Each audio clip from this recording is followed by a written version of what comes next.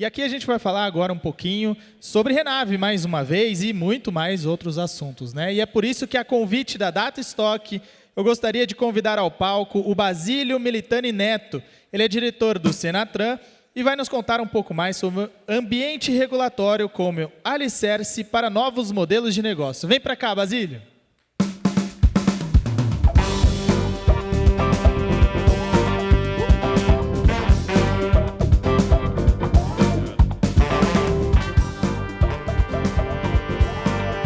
Boa tarde a todos, a todas. Estamos aqui para mais um painel nesse último dia. Espero que tenham aproveitado esses dias todos aqui no Congresso da FENALTO.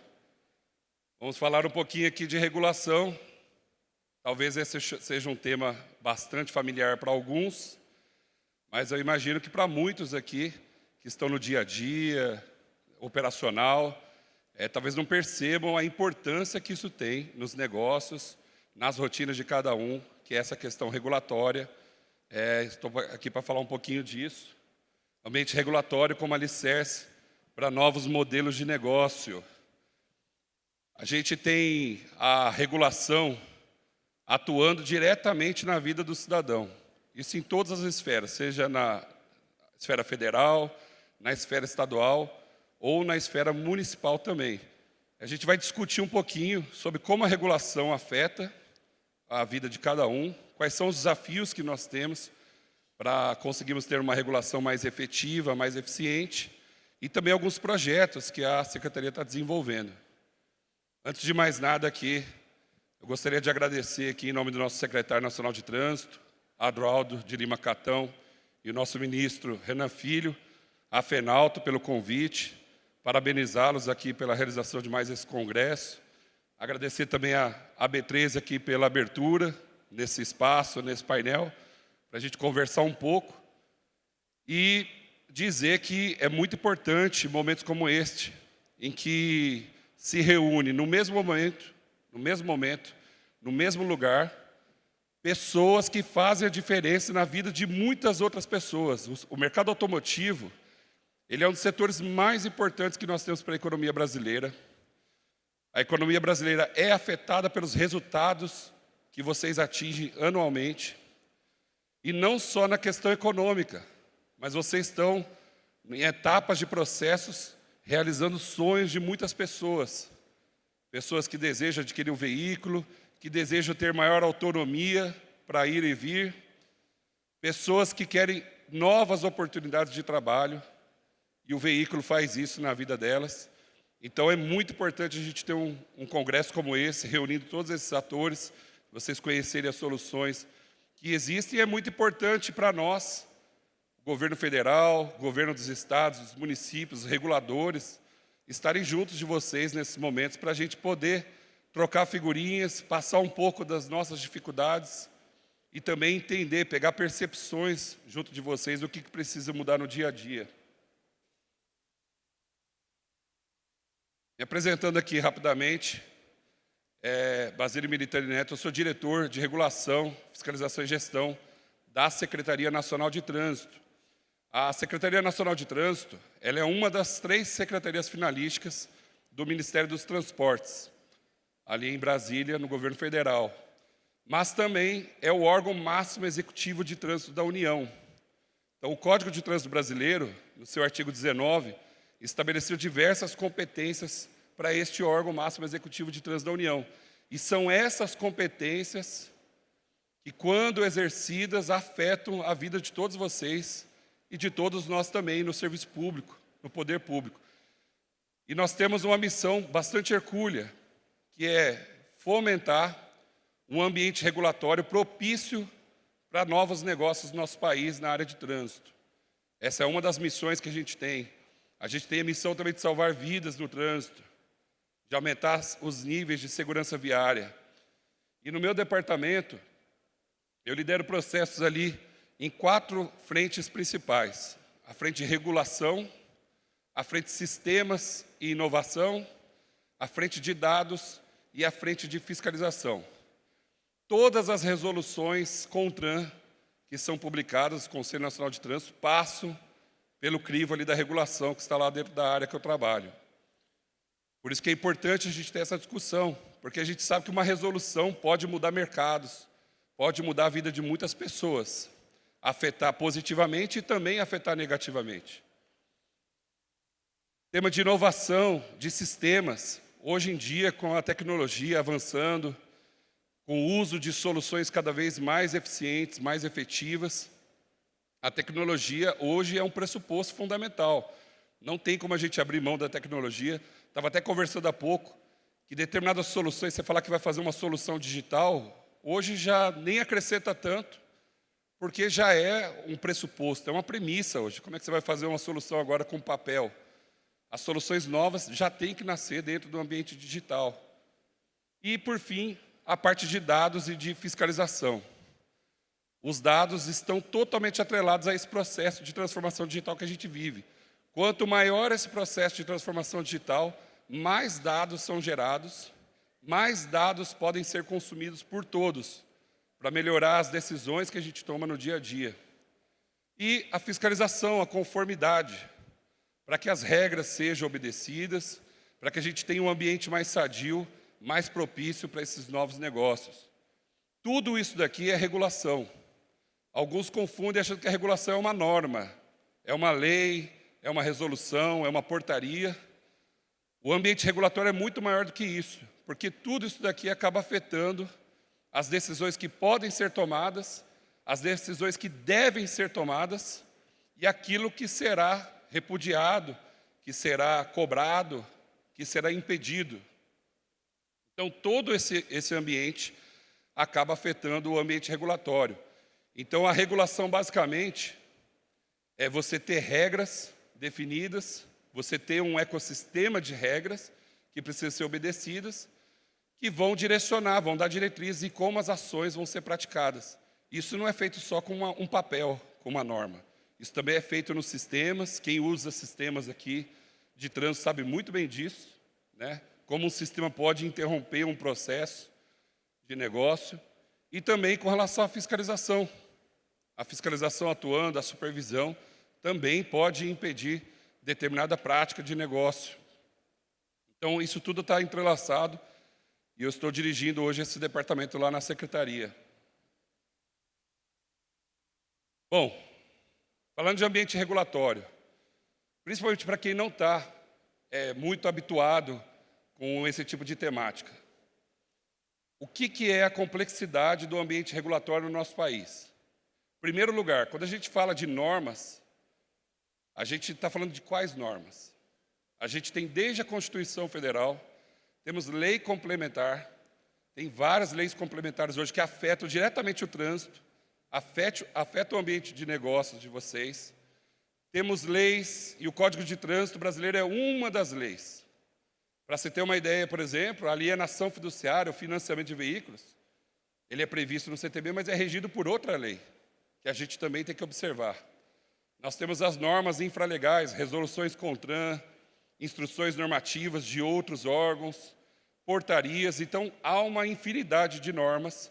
A gente tem uma hierarquia entre elas, e não é só no nível federal, nível estadual também. Isso já é o primeiro ponto de complexidade que a gente tem.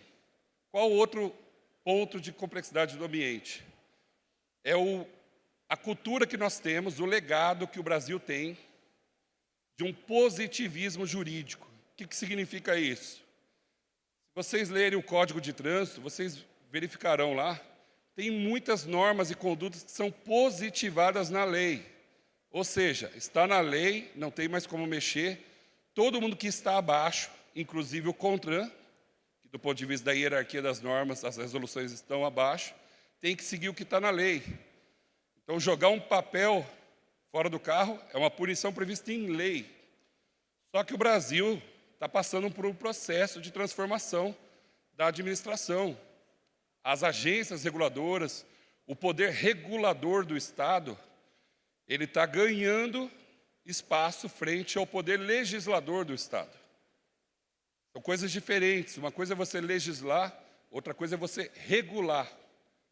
E qual que é a nuance disso? A regulação ela deve intervir em falhas de mercado. quando você verifica abusos, você verifica que o setor não está suficientemente eficiente, que isso está trazendo prejuízos para a sociedade e para os cidadãos, a regulação tem que atuar aí.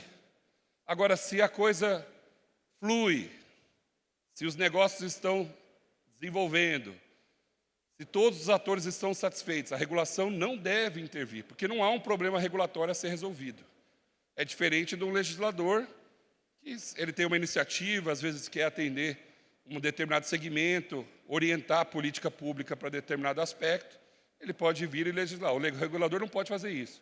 O regulador tem que estar atento às falhas de mercado, aos problemas regulatórios. Isso é difícil de fazer. Quando a gente tem que agir? Em que momentos é melhor não fazer nada? Em que momentos a gente tem que agir? Em que direção a gente vai agir? Outro problema que nós temos do ambiente regulatório, os atores envolvidos. Tem resoluções nossas que mexem com 3, 4 segmentos de uma vez. Cada ator tem o seu interesse. Cada ator tem o seu objetivo. Cada ator mede os resultados de uma forma.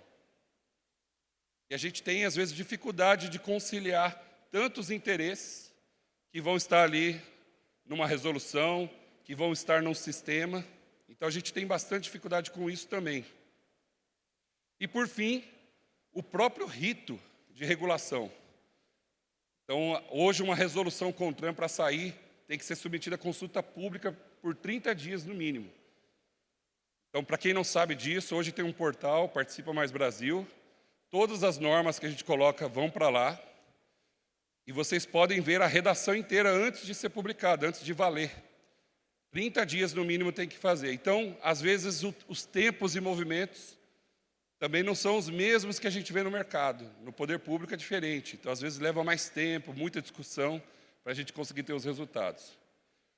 Por outro lado, o ambiente de negócios já é muito mais fluido, ele é muito mais difuso. Então, aqui nós temos lojistas de todos os portes, grandes lojistas, médios, pequenos. A gente tem integradores de tecnologia. A gente tem uma diversidade de atores que atuam conforme o seu negócio. Eles são orientados pelo seu negócio. E aqui já começa um aparente conflito, porque a regulação feita pela administração pública, ela precisa se pautar pelo interesse público. Ela precisa ser pautada pelo bem coletivo. Qual o benefício que a sociedade como um todo vai obter com aquela regulação?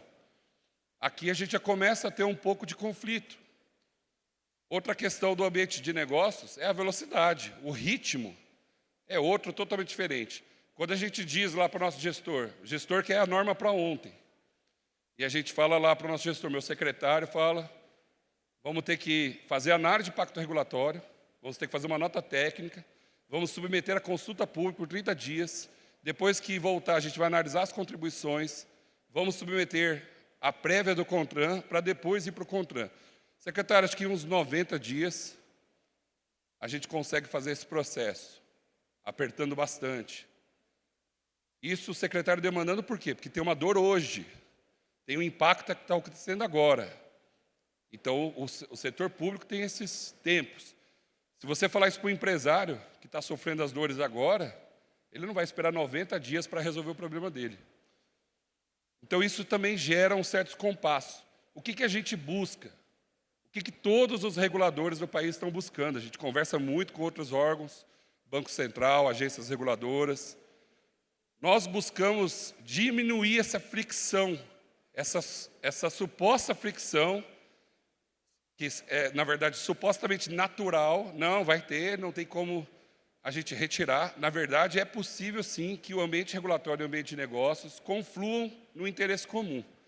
E é isso que a gente busca, e a gente participar de momentos como esse é fundamental para nós. A gente precisa estar próximo de vocês.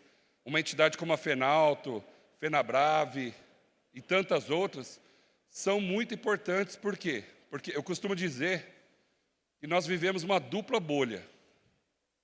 Primeiro, por estar no poder público, na administração pública, no governo federal, lá na União. Quantas vezes a gente já não viu, né? Ninguém mora na União, né? Mora num município, num local específico. Então, essa é a primeira bolha.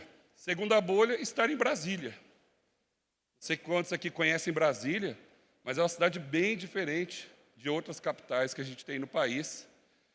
Então, a tendência que temos de não enxergar as dores reais é muito forte. Essa é a tendência natural.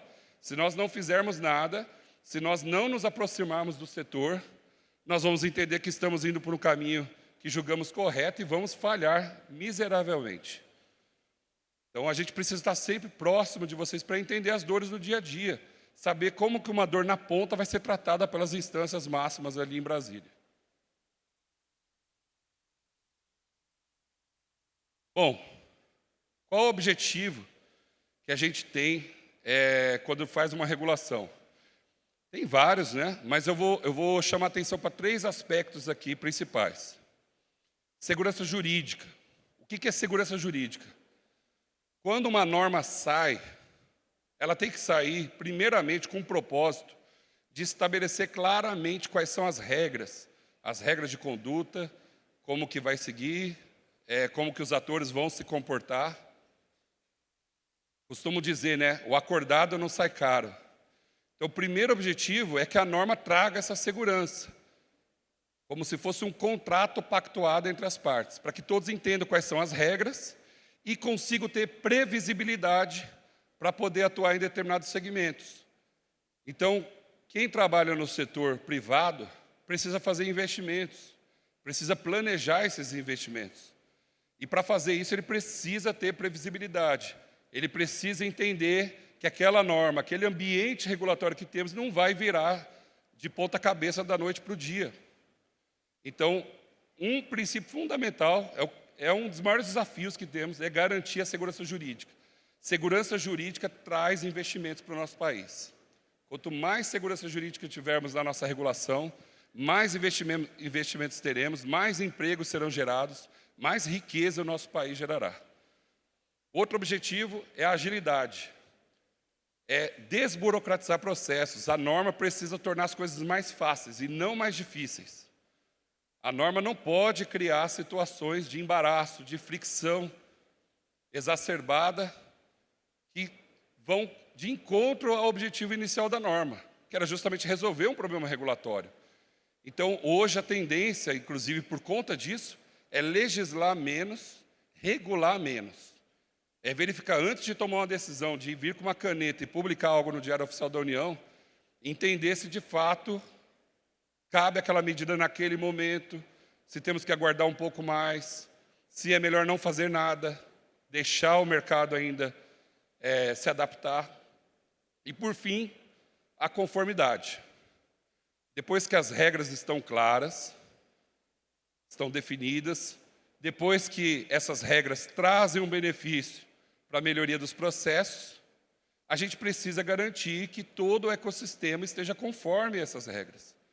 Porque senão isso gera bastante concorrência predatória, isso gera assimetrias dentro do setor que prejudica o setor. É um setor que era para ser sadio, se você tem um ambiente com inconformidade muito alto, ele passa a ser doente, ele passa a apresentar sintomas graves e não garante a sustentabilidade dos negócios. Aí, de novo, volta na imprevisibilidade, só que agora a imprevisibilidade do lucro, imprevisibilidade do retorno dos investimentos. Bom, o mercado automotivo, ele tem aspectos cruciais aqui para nós, que perpassam essa questão da regulação. Primeiro é o próprio veículo em si. Eu vou detalhar cada item desses aqui. A regulação, nós fazemos a regulação sobre os veículos que circulam no nosso país. Nós criamos regras, nós homologamos veículos para circular, e não só veículos produzidos aqui, veículos importados também, que vão ser vendidos por todos vocês, em suas lojas. A parte de dados. Todo esse ecossistema gera muita informação, muitos dados. Nós estamos numa era da explosão dos dados já há algum tempo, e nós estamos ali aprendendo a trabalhar com essa quantidade de informações para que esta informação esteja disponibilizada para todos, dentro dos seus negócios. Processos, a parte do dia a dia, a operação, como ela vai ocorrer, Como é que eu faço a venda de um veículo? Como é que eu compro um veículo? Como é que eu internalizo esse veículo dentro do meu estoque? Como é que eu faço a baixa de um veículo? Todos esses processos também a regulação acaba interferindo. E, por fim, não podemos esquecer do fundamental, que são as pessoas. E essas pessoas são muitas pessoas. São as pessoas que trabalham nesse setor, que vivem desse setor, que têm as suas famílias. São as pessoas que se relacionam com esse setor, quem compra um veículo, que também tem uma família, também tem um objetivo. A gente não ter o desejo e a expectativa dessas pessoas frustradas pela regulação. A gente precisa realmente ser legitimado pelas pessoas. Não adianta a gente receber uma salva de palmas num evento de lançamento. O que importa são as pessoas, mesmo sem saberem que tinha uma resolução tratando daquilo, perceberem que algo mudou na vida delas. Então, começando aqui pela parte de veículos. Bom, aqui alguns, imagino que todos conhecem, né? Aqui um sensor de ponto cego. A gente viu, ao longo dos últimos anos, a regulação colocando cada vez mais equipamentos obrigatórios para aumentar a segurança viária. Só que isso tem um custo. E hoje a gente vê esse custo nos veículos populares, por exemplo. Quanto que está custando hoje um veículo zero popular. Então, toda vez que a gente vai tomar uma decisão, mexendo na essência do veículo, do que ele precisa ter, impondo isso ao mercado, a gente precisa fazer essa análise.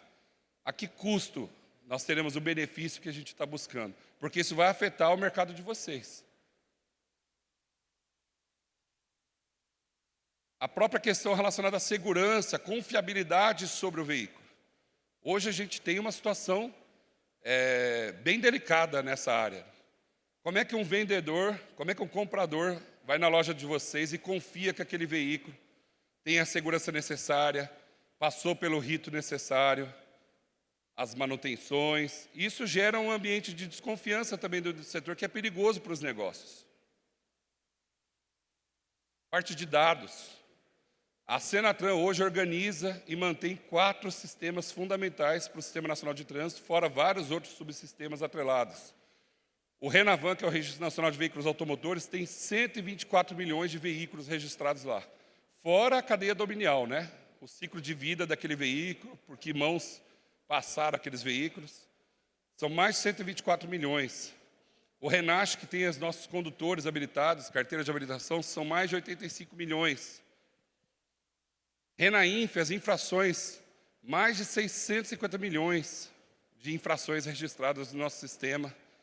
E a gente sabe como as multas, os débitos de um veículo, as restrições de um veículo afetam os negócios de venda desses veículos.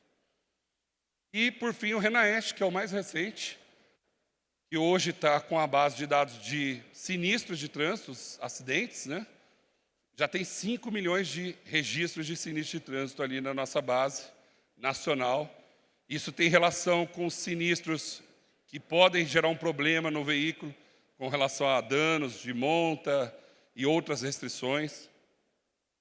Nós estamos preparando um ambiente de consumo desses dados que atenda a um binômio que nós achamos totalmente possível, apesar de parecerem contraditórios. Nós queremos que os dados sejam utilizados por todos para melhorar os serviços, ampliar as funcionalidades, oferecer melhores serviços para o cidadão. Mas nós também queremos que esses dados sejam utilizados de forma a proteger a privacidade do cidadão, a sua intimidade. Sabemos aqui que no mercado automotivo há muitas informações circulando, não de forma autorizada, conforme, e são dados de todos nós que estão nesses sistemas. Então, a gente precisa garantir um ambiente que esses dados sejam consumidos com responsabilidade. Nós estamos fazendo isso agora, lançamos uma minuta de portaria em consulta pública, e o nosso intento, a nossa expectativa é que com essa norma não tenhamos fricção no uso dos dados, ao contrário, nós tenhamos uma escalada no uso desses dados por todo o setor, para que todos conheçam os dados, possam explorar o seu potencial E não só os lojistas diretamente, mas outros mercados, empresas de tecnologia que vão suportar o trabalho de vocês. Então a gente está desenhando esse ambiente que a gente deve soltar agora no primeiro trimestre já, uma solução definitiva, e a gente tem que ir acomodando o que a gente tem hoje. Com isso daqui, vocês vão conseguir ter mais segurança sobre os veículos que vocês estão comprando, qual é a procedência desse veículo, vocês vão ter acesso a essas informações de forma segura, protegendo o direito do titular dos dados, atendendo à LGPD, a Lei Geral de Proteção de Dados. Esse aspecto é fundamental. É tão fundamental que lá na minha diretoria não tinha essa área. Eu criei uma coordenação geral só voltada para a área de dados. Tem muitas informações ali disponíveis que a gente pode explorar, inclusive para melhorar o processo regulatório, para que a gente tome melhores decisões, veja o que está acontecendo de fato. Por exemplo, a gente fez um estudo agora relacionado a motos, motocicletas. E a gente só olhando a base de dados, sem fazer muita análise, vendo o que o dado nos mostra. A gente teve alguns indicadores ali bastante alarmantes, e são indicadores que são necessários que a sociedade conheça e que todo o setor conheça e explore como esses dados vão impactar. Por exemplo, vocês sabiam que mais da metade dos proprietários de moto não tem carteira de habilitação de moto no país? Tem estado no país que isso chega a mais de 70% dos proprietários não têm carteira. Estado do Maranhão. Na região sul, esse número é bem menor. Vocês sabiam que, se continuar no ritmo atual, em 3 anos, mais da metade da frota de veículos zero será moto. Não será carro nem ônibus. Vai pegar moto, mais da metade dos emplacamentos vão ser moto e o resto vai ser carro, ônibus. Como isso vai afetar o setor de quem trabalha com veículos, automotores? Então, a gente precisa olhar esses dados e entendê-los. A gente tem estados hoje que as motos representam 67% da frota do estado. Isso está afetando a mobilidade e isso está afetando a segurança. Os números de óbitos subindo novamente.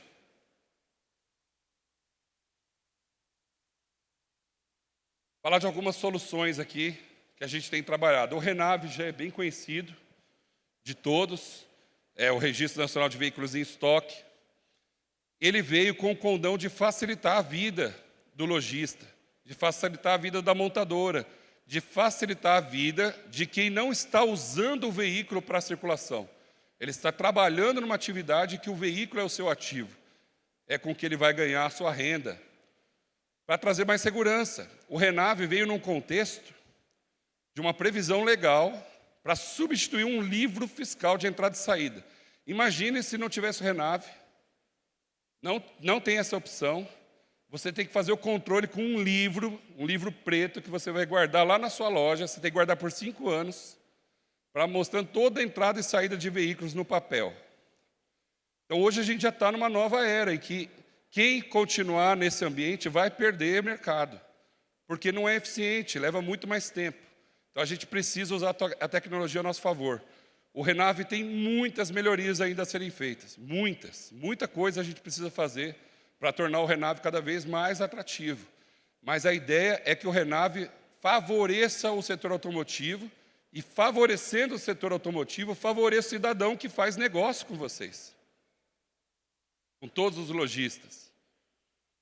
Então, o RENAVE é uma grande aposta que nós temos já de longa data, e envolveu um esforço hercúleo de muitas mãos, inclusive representantes do setor, para construir essa solução e está em constante aprimoramento. Mas nós sabemos que o RENAVE hoje é uma questão regulatória também, não é só de sistema. E será muito mais no futuro próximo. O RENAVE será um espelho ou um símbolo de quem tem mais condições de atuar no mercado e quem tem menos condições. Esse crivo vai chegar, esse crivo já está chegando em muitas situações e vai se tornar cada vez mais forte. Temos soluções pensando no crédito. O governo federal atualmente, a questão do crédito, da oferta de crédito é crucial para o governo atual, Ministério da Fazenda, e o ministro dos Transportes, ministro Renan Filho, está muito alinhado com essa agenda, para que a gente consiga garantir a diminuição do risco de crédito do nosso país, para que os juros desse crédito sejam diminuídos e para que, por consequência, a gente tenha ampliação da oferta de crédito no nosso país. E no transporte, é uma máxima que nós temos, é impressionante como essa máxima é muito verdadeira para qualquer tipo de transporte. O veículo parado não gera dinheiro. Se você pegar o transporte de carga, a pior coisa para uma transportadora é ter a sua frota parada lá na garagem. Se você pegar os aviões, a pandemia, quem não lembra, o setor de transportes foi muito atingido pela pandemia, porque a circulação de pessoas e bens é um dos grandes indicadores que nós temos da saúde da nossa economia. Se a economia vai bem, se a economia vai mal. A passagem em rodovias de veículos de carga, ela antecipa o crescimento ou retração do PIB, pelo volume de mercadorias, porque é uma reação em cadeia. A pessoa não consegue vender, o produto fica estocado, fica ali na sua prateleira, ela já liga para o fornecedor, não me manda esse mês não, que não saiu aqui. E isso vai, aí até chegar lá na indústria, segura aí a produção, dá férias, dá folga, e isso tudo afeta a nossa economia. Então, a parte de transporte é fundamental para o país. E a gente precisa que esses ativos, eles circulem. Só que nós temos as situações que não conseguimos contornar. O ideal é que o veículo entrasse hoje e entrasse de manhã e saísse à tarde, já vendido para outra pessoa. Mas a realidade não é essa. Os veículos ficam ali, dentro dos pátios, dentro das lojas. De que forma a gente pode contornar esse problema, que é um problema mais econômico? Como que a gente pode contribuir com soluções? Estamos estudando soluções com o mercado para que a gente consiga ter um ecossistema, inclusive utilizando o Renave, para que vocês possam obter crédito com esses veículos que estão ali, parados, consigam ter um valor para fazer o investimento e essa equação ser equilibrada pelos sistemas, porque para fazer isso na mão, imagine, você tem 1 milhão em veículos ali na loja, aí dá saída de um, como é que o banco, como é que a instituição vai controlar isso, para saber se você ainda tem o valor em garantia para cobrir o empréstimo? E aí o que acontece? O banco não oferece o crédito dessa forma. Então tem risco, não vou oferecer. Então a gente precisa criar esse ecossistema para que vocês se favoreçam também, para que o setor automotivo se favoreça dessa situação que é inerente, de nem sempre você conseguir dar saída rápido do veículo. Em breve a gente deve ter soluções anunciadas aí para vocês nesse sentido. Estamos trabalhando para que a gente consiga ter isso de forma dinâmica. Vocês não precisam se preocupar com isso. Se preocupem com o negócio e como captar investimentos para o seu negócio. Esse projeto que nós estamos fazendo, Transferência Segura, nós estamos desenvolvendo esse projeto hoje com um escopo bem definido, hoje de pessoa física para pessoa física, ainda não envolve lojista, pessoa jurídica, mas já estamos estudando esse tema. O processo de transferência de um veículo, ele é de muito risco, para todas as partes. Estou contando uma coisa que é chovendo molhado, né, para todos aqui, mas bem rapidamente. Pessoa compra, vende o veículo, faz lá a TPVE ou o DUT no cartório, faz a comunicação de venda, aí a pessoa tem um tempo para fazer a transferência. Essa pessoa não faz a transferência por N motivos. O que vai acontecer? O Detran vai saber que tem uma restrição. Nós vamos saber que tem uma restrição de comunicação de venda. Opa, o A vendeu para o B, esse veículo no dia tal. Mas o agente de trânsito lá na ponta nem sempre vai ter essa informação. Ele vai pegar o documento e vai ver o nome do vendedor e vai fazer uma multa no vendedor. Esse veículo vai se envolver no sinistro de trânsito, vai levar para a delegacia, o delegado vai puxar os dados do veículo e vai ver que tem o vendedor ali. E aí o vendedor começa a ter que responder. Nós recebemos, só na parte de transferência, a Senator recebe 40 processos judiciais por dia, com decisão judicial para tirar uma restrição, para acabar com essa dor das pessoas, só relacionada a essa parte de veículos. Por outro lado, o comprador compra o veículo, faz a aquisição do veículo, paga, faz a transferência, o TED, o PIX, depois vai lá fazer todo o processo, vai fazer vistoria, vai fazer todo o trâmite. Aí descobre que o veículo tem problema. O veículo ali na vistoria, o chassi não é aquele, o motor já foi trocado, as características não bateram, e o Detran diz, não vai transferir o veículo. Você vai ficar com esse veículo até você arrumar para a gente fazer a transferência. Imagine isso, então, para o sistema financeiro. Como é que ele vai entrar com crédito nesse mercado, diante de todos os riscos que estão envolvidos? O que a gente quer fazer é o seguinte, por que isso ocorre? Até eu brinco, o Serpro está aqui, sabe que eu sempre falo isso. O processo de transferência de veículo, bom, pelo menos aí nos próximos 50 anos, talvez, não pode falar muito do futuro, que acontece cada coisa que a gente não imagina, mas, a princípio, o processo de transferência de fato de um veículo vai ser sempre físico, porque o veículo é um ativo físico, tem que passar de uma mão para outra, a pessoa tem que pegar a chave e levar o carro embora. Então, a pessoa fala, o processo é 100% digital, tá, e o veículo? Passa para a pessoa em que momento? O que a gente quer fazer é o seguinte, a gente tem 3 momentos que são totalmente descasados. Um é a transferência do bem, que é o que de fato as pessoas querem.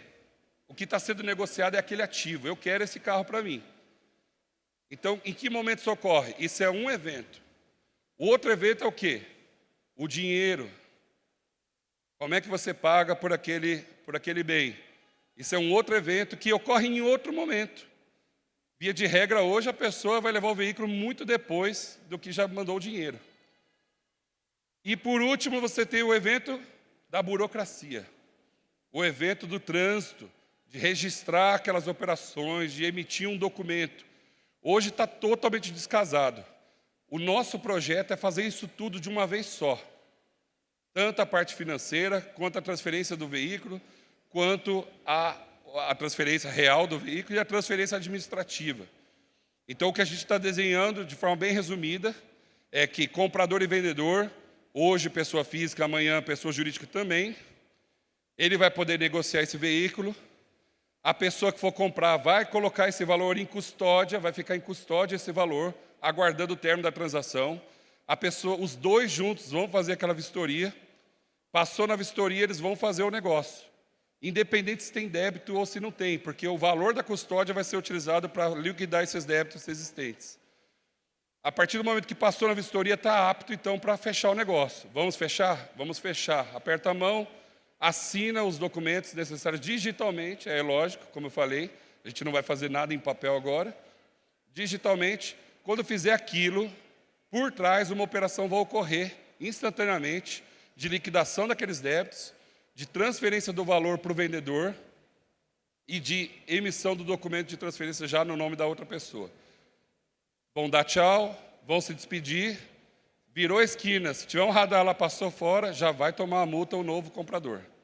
Isso vai trazer muita segurança no processo e a gente tem certeza que isso vai fomentar o mercado, principalmente de veículos usados.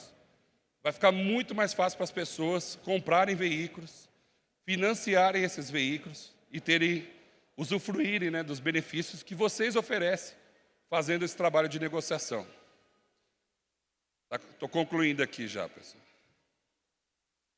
Bom, todos esses projetos que a gente está trabalhando são difíceis por tudo aquilo que eu já falei no início.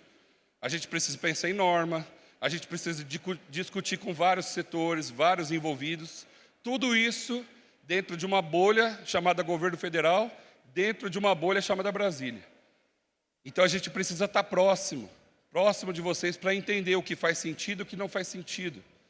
Para entender o que de fato vai atacar uma dor, um problema, e o que não vai causar outros problemas. E a gente tem muitas conversas nesse sentido, estamos desenvolvendo esse projeto, conversando com muitas pessoas. Obviamente há interesses diversos, e há aqueles interesses, pessoas se sentem ameaçadas com a inovação, com a disrupção. Isso é natural. Nós entendemos que quando a gente tem um mercado sadio, que favorece os negócios, é difícil você encontrar alguém insatisfeito, porque o mercado está fluindo, está efervescente. Você vê grandes economias, as pessoas estão felizes. Então é a mesma coisa que buscamos aqui, tentar atender o máximo possível para ter um benefício, para que realmente o que a gente fizer agregue valor na vida das pessoas. Por fim aqui, tentei me manter aqui ao tempo. Sim, Não, mas já tô terminando. Eu falo muito, viu? O pessoal me conhece, os 5 minutinhos do Basílio é 2 horas. Mas eu tentei aqui me manter firme ao tempo. São muitos assuntos, a gente queria conversar mais. Mas eu queria deixar aqui uma frase aqui para vocês. Essa frase é de uma pessoa muito conhecida, é Peter Drucker, que é considerado um dos pais da administração moderna. E que eu gosto muito dessa frase, eu já uso ela há muito tempo dentro do serviço público. As únicas coisas que evoluem sozinhas em uma organização são a desordem, o atrito e o mau desempenho. As coisas não vão evoluir sozinhas. Se o cenário atual não é propício para melhoria dos negócios, se estamos insatisfeitos, nós temos que trabalhar. As coisas, se a gente deixar do jeito que está, não, vamos ver o que dá. E vamos acompanhar. Nós vamos ter desordem, e aí vamos trazer para o nosso ambiente. Nós vamos ter inconformidade, nós vamos ter atores contornando os caminhos que foram estabelecidos, gerando problema para aqueles que tentam cumprir. A gente vai ter atrito, a gente vai ter, lá para o nosso caso, vamos receber reuniões e mais reuniões, gente pedindo para resolver isso, resolver aquilo outro, todo mundo insatisfeito, e nós vamos ter um péssimo desempenho. E esse péssimo desempenho vai chegar na vida das pessoas. As pessoas vão receber esse resultado. E recebendo esse resultado, nós vamos ter um prejuízo para todos. Nós não vamos ter um ambiente de negócios favorável. Por isso que o título aqui é como a nossa regulação, em conjunto com vocês, em conjunto com a sociedade, pode fortalecer os alicerces da sustentabilidade para novos modelos de negócio, para novas oportunidades. Então, o que nós estamos fazendo aqui é trabalhar com afinco, trabalhar com dedicação, com resiliência, que todos nós precisamos para enfrentar desafios. Tem que ser muito resiliente para a gente conseguir alcançar. Então, o resultado vai ser fruto do trabalho pesado de cada um de nós. Não vai vir naturalmente, não vai vir sozinho. A gente tem a tendência ao caos. Se as coisas continuarem do jeito que estão, a tendência é piorar. A gente tem que trabalhar todo dia para conseguir vencer esses desafios. Então a gente compartilha com todos aqui o que estamos trabalhando, reconhecemos o que vocês estão trabalhando, o que todos aqui presentes estão trabalhando, para poder gerar o pão de cada dia, sustentar suas famílias, ter felicidade, buscar os seus desejos, as suas expectativas, os seus sonhos. Mas temos que trabalhar juntos, e a gente se coloca à disposição aqui de todos, e entidades como a FENALT, por exemplo, são muito importantes, porque são quantos lojistas no país? Como é que a gente fala com todo mundo? A gente precisa ter uma organização nisso também, para que entendamos qual é a dor de vocês no dia a dia e possamos resolver. Agradeço muito a atenção de todos aqui, e estamos à disposição lá na Senatran. Obrigado.